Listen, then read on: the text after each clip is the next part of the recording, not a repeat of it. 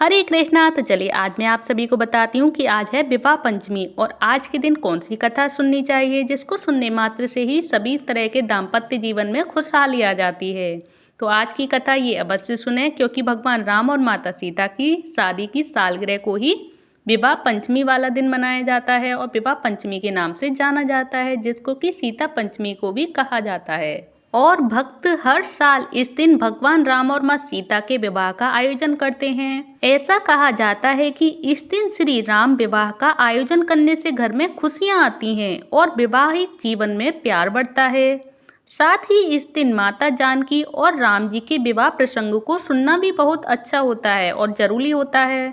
और ये विवाह पंचमी जो हर साल मार्गशीर्ष माह के शुक्ल पक्ष की पंचमी तिथि को मनाई जाती है और प्रचलित कथाओं और धार्मिक मान्यताओं के अनुसार इसी शुभ दिन पर भगवान राम और मिथिला नरेश की पुत्री सीता देवी का विवाह भगवान राम के साथ हुआ था। इसीलिए इस दिन को विवाह पंचमी के रूप में मनाया जाता है।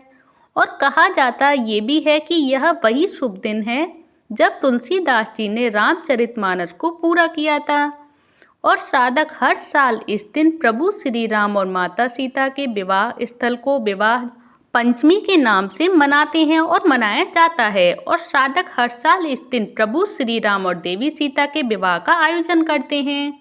ऐसा माना जाता है कि इस दिन श्री राम विवाह का आयोजन करने से घर में खुशियां आती हैं और वैवाहिक जीवन में प्यार बढ़ता है। साथ ही इस दिन माता जानकी और राम जी के विवाह प्रसंग को सुनना भी बहुत अच्छा होता है।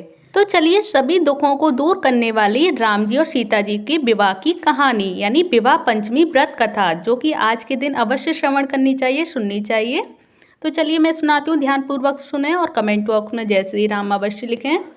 तो श्री राम श्री विष्णु के 7वें अवतार का जन्म यानी त्रेता युग में राजा दशरथ और उनकी पहली रानी कौशल्या के घर हुआ था।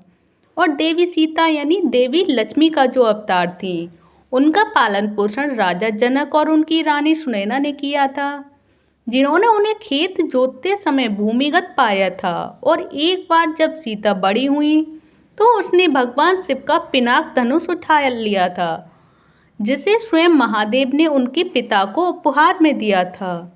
दिलचस्प बात यह है कि धनुष को केवल भगवान परशुराम ही उठा सकते थे, लेकिन उस धनुष को छोटी सी सीता को चमत्कारिक ढंग से दिव्य धनुष उठाते हुए देखने के बाद राजा जनक ने उनका विवाह एक ऐसे राजकुमार से करने का फैसला किया जो उनकी दिव्यता से मेल खा सके।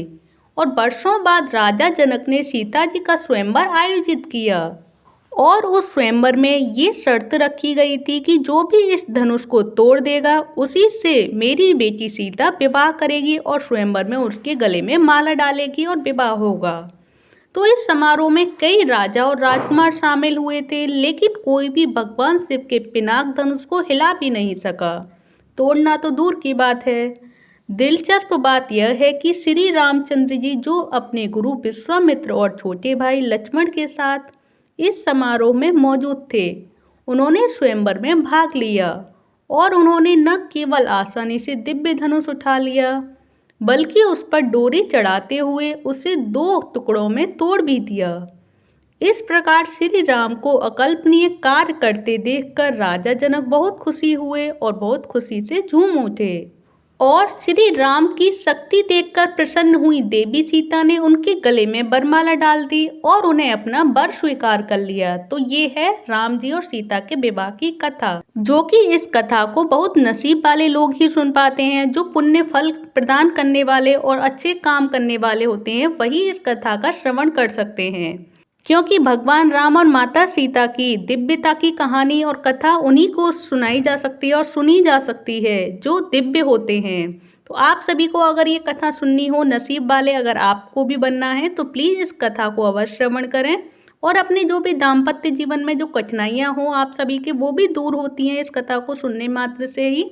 और इस कथा का जो व्रत रखा जाता है उस व्रत को रखने के मात्र से ही आप सभी की सभी कठिनाइयाँ क्षण मात्र में ही दूर हो जाती हैं। तो आप सभी ये कथा अवश्य सुने और इस व्रत को अवश्य रखें। इस पंचमी को यानी कि जो विवाह पंचमी है, सीता पंचमी है, इस व्रत को अवश्य करें और इस कथा का अवश्य श्रवण करें, जिसके सुनने और करने मात्र से ही आपको आध्यात्मिक फल की प्राप्ति होगी और ये सारी जानकारी और ये कथा आप सभी को कैसी लगी प्लीज़ मुझे कमेंट बॉक्स में बताएं।